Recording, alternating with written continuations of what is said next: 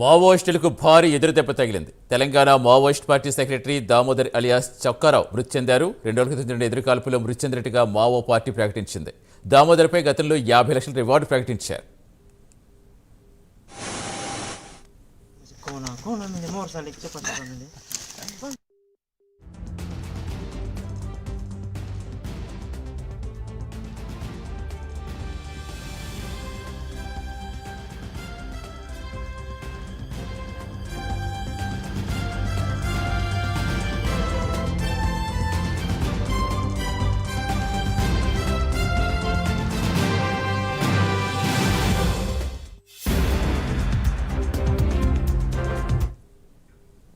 పంతొమ్మిది 1993లో అప్పటి peoples bar గ్రూప్లో దామోదర్ ఏటూరి నాగారం దళ సభ్యుడిగా చేరారు. ఆ తర్వాత ఏటూరి నాగారం మహదేవ్పూర్ ఏరియా కమిటీ కార్యదర్శిగా పనిచేసిన ఆయన అంచెలంచెలుగా ఎదుగుతూ వచ్చారు.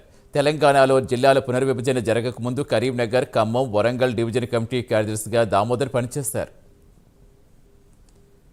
అనంతరం 2016-17లో జయశంకర్ భూపాలపల్లి, ములుగు, మహబూబాబాద్, వరంగల్, పెద్దపల్లి డివిజన్ ఏర్పాటు చేసి దానికి కార్యదర్శిగా కూడా దామోదర్ పనిచేశారు.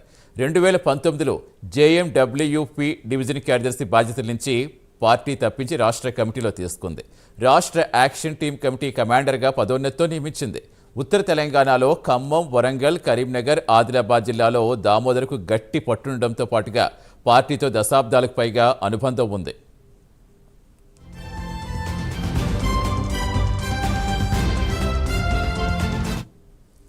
బడే చొక్కారావు అలియాస్ దామోదర్ది ములుగు జిల్లా తాడ్వాయి మండలం కాలోపల్లి.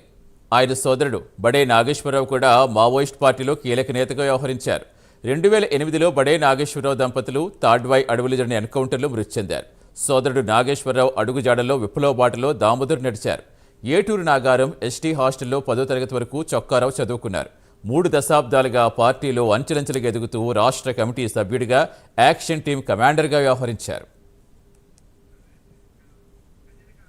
పూర్తి సమాచారం ఇచ్చేందుకు మా కరెస్పాండెంట్ రజనీకాంత్ జరుగుతున్న. రజనీకాంత్,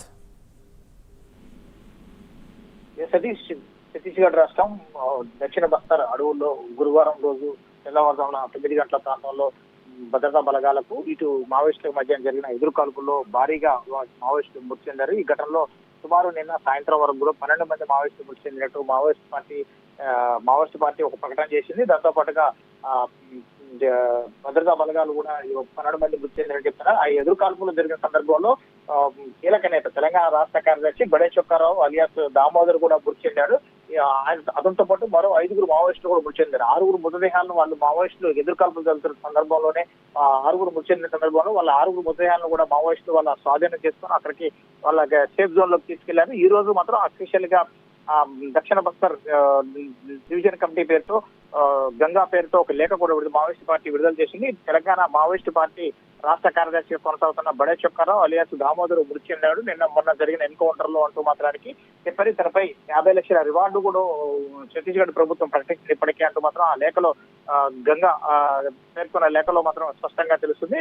ఈ ఇటీవల కాలంలో గడిచిన వారం 10 రోజుల క్రితం ఛత్తీస్గఢ్ రాష్ట్రం బీజాపూర్ జిల్లాలో ఐఈడీ బాంబు పేలి 9 మంది భద్రతా బలగాలు మృతి చెందిన విషయంలో మాత్రానికి అప్పటికే దక్షిణ ఏరియాకు సంబంధించిన డిఐజీ ప్రతీకార చర్య ఉంటుందని చెప్పారు. దాంతో పాటే ఇప్పటికే దాదాపు బీజాపూర్ తో పాటు దంతెవాడ మరో 2 జిల్లాలకు సంబంధించిన 1500 నుంచి 2000 మంది భద్రతా బలగాలు గురువారం ఉదయం 9 గంటల ప్రాంతంలో దక్షిణ బస్తర్ తో పాటు ఛత్తీస్గఢ్ రాష్ట్రానికి తెలంగాణ సరిహద్దు బార్డర్లో ఉన్న అబూజ్మడ్ అడవులను పూర్తిగా జల్లెడ పడుతూ వచ్చారు. దాదాపు 16 గంటలు 18 గంటల పాటు కూంబింగ్ నిర్వహించారు. ఈ కూంబింగ్ లో సుమారు 18 మంది మావోయిస్టులు మృతి చెందినట్టు వార్తలు వచ్చినప్పటికీ మాత్రం అఫీషియల్ గా మాత్రం భద్రతా బలగాలు 12 గంటల మాత్రానికి 12 మంది మావోయిస్టులు మాత్రం మృతి చెందినట్టు కూడా అఫీషియల్ గా చెప్పారు. 12 మంది మృతదేహాలు మాత్రమే భద్రతా బలగాలు నిన్న బీజాపూర్ ఏరియా ఆసుపత్రికి కూడా తీసుకొచ్చి పోస్ట్ మార్టం నిర్వహించి వాళ్ళ పూర్తి వివరాలు కూడా సేకరించారు. ఈ రోజు కొద్దిసేపటి క్రితమే దక్షిణ బస్తర్ సంబంధించి డివిజన్ కమిటీ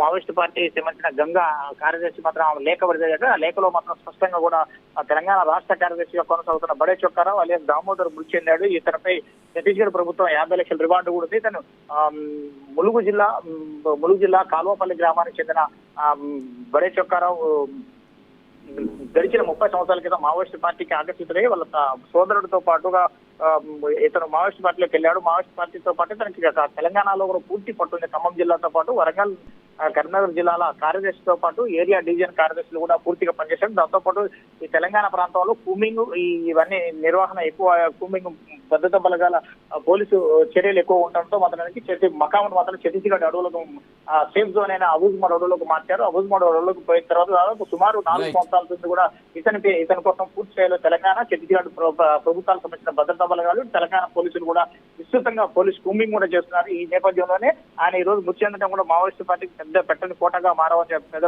కోటంగా చెప్పవచ్చు Satish. Right, thank you Rajinikanth.